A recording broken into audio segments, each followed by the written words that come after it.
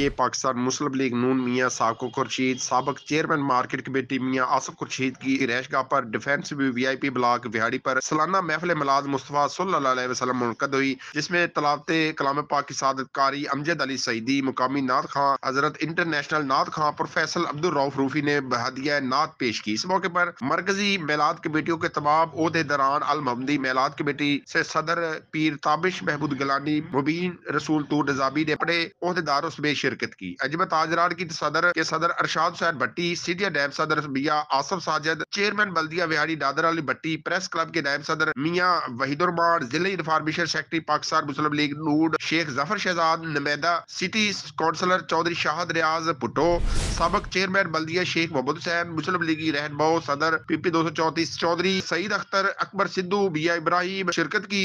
शहरियों की बड़ी तादाद ने आशकाने मुस्तफ़ा की महफल में कसीर तादाद में शिरकत की। अब्दुल रऊफ रूफी ने 2.25 घंटे कलाम पढ़कर सभा बांध दिए। चेयरमैन अल मोहम्मदी महलाद कमेटी मुबीन रसूल तूर की तरफ से मियां साकिब खुर्शीद, मियां आसफ खुर्शीद, मियां नेरब खुर्शीद की मौजूदगी में प्रोफेसर अब्दुल रऊफ रूफी और उनकी अहलिया के लिए उम्र के मुकम्मल पैकेज का ऐलान किया गया। आखिर में मुल्क की कौमी सलामती के लिए दुआए खैर की गई। शुरा महफिल के लिए तबर्रुक का भी एहतमाम किया गया।